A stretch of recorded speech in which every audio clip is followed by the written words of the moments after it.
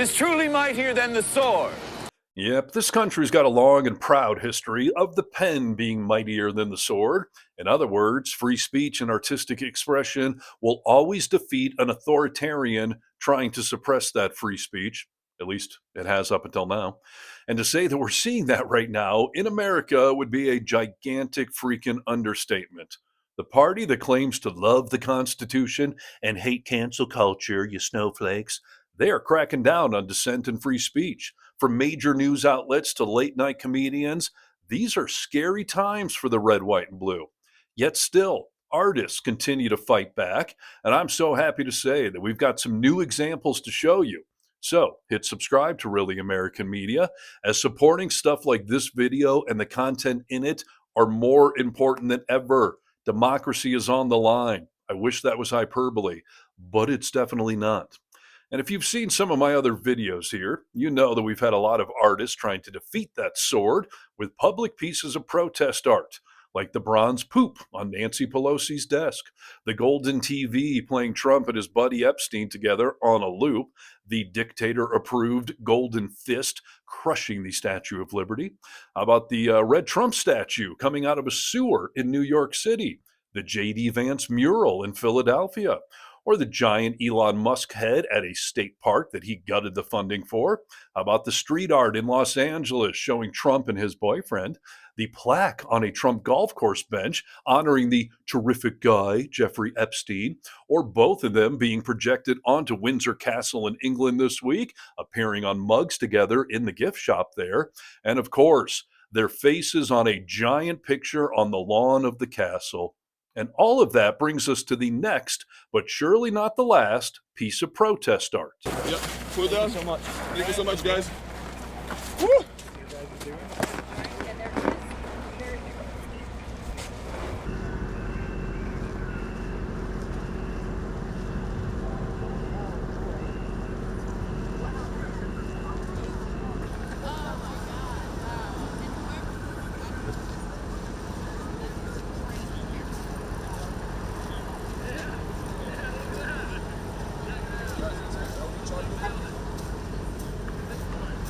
Yeah, it's a 12-foot statue of a golden Donald Trump proudly displaying some of his cryptocurrency that he now owns hundreds of millions of dollars worth.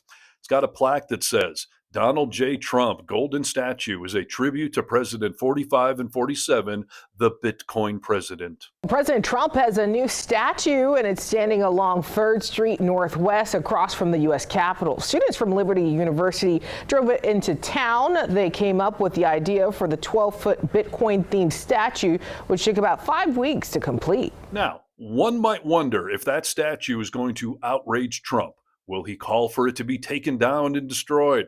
After all, Trump just learned of another protest happening right across from the White House that he didn't know about, but had been there since the 1980s, and then this happened.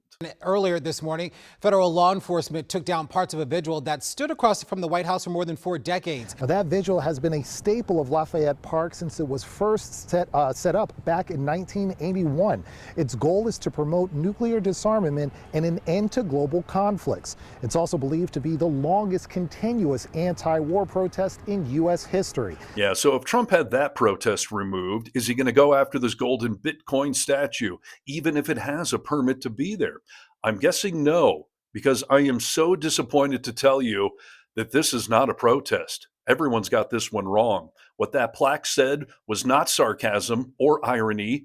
This is really meant to be a tribute to him, as the organizer will explain in this interview. No, this is a statement. This is to show to everybody that without the president, we could never have had this mass adoption of Bitcoin, of the cryptocurrencies, of all these big institutions buying Bitcoin.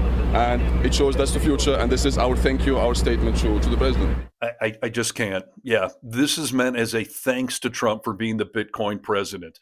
Everyone's got this one wrong. The organizer from Liberty University, which is a private Christian conservative college, apparently does not see how insanely dangerous it is for our president to both be promoting crypto, but also profiting off of it while in office. $2 billion deal using Trump's crypto could generate hundreds of millions of dollars for Trump's family. This is according to the New York Times. An Abu Dhabi investment firm is using a crypto coin launched by Donald Trump's private company in the world's biggest crypto exchange. Now, the deal was announced by the White House envoy to the Middle East's son, Zach Witkoff, who is there with Eric Trump. That's the issue, right? Yeah, so tell me, CNN, exactly how much money has our Bitcoin president made while in our White House? I mean, this is one of the most insane stats that I have seen. And I brought you a lot of interesting nuggets. But the Trump family overall, how much have they made on crypto, at least on paper? Get this number. It is about $1 billion. $1 billion. Because remember, it's not just Donald who's involved in crypto. It's Eric who's involved in crypto, and it's Melania who's involved in crypto. That is an insane amount of money. I just only could wish I would one day touch that much cash. I mean, that is incredible. And it is, as you've been looking at it, just part of a larger picture of Trump's wealth, his wealth personally taking off. It has skyrocketed, Aaron, skyrocketed. Look at what Forbes has found. What they have found that over the last year, you go back to last year, look, Trump was worth a lot of money, but it was $2.3 billion. Look at how much he's worth now. It's more than doubled. More than doubled. He is now up. His net worth is now $5 billion. Part of that is crypto, but part of that is also, of course, Truth Social, part of the larger media conglomerate going public. But you put it all together, and Trump's wealth is through the roof over the last year. Very different than most Americans' Yes. 401ks right now. If that does not outrage you, you are either not paying attention or you're a mega sheep that thinks it's great for Trump. But you would be freaking out if it was Obama or Biden doing this. I seem to recall Republicans raging over Hunter Biden allegedly getting business deals done because of his last name. Yet you're all totally silent as Trump and his entire family get insanely wealthy off of their names and their access to the halls of power in D.C. It would seem that some people need to know some more facts about what is going on in our country, which is why I'm happy to show you this thing also happening in D.C. right now, right near that same Bitcoin president statue. We have some big news. I'm right in front of the Washington Monument. There's a giant banana right there. Why? Because USA Facts, one of the most nonpartisan organizations to provide people with just the facts in such a crazy time when the headlines are super salacious, is doing a major installation in front of the Washington Monument to educate people on what's happening in this world. I love USA Facts. The reason why is because it's truly nonpartisan data that keeps the news grounded. It helps me with my reports, and they're out here right now in Washington, D.C. trying to educate visitors from across the country, across the world about facts. And in a world where we have so much misinformation, so much disinformation, the facts are often lost. And that's why you have this giant banana out here, and they're giving out some official swag too. I love them.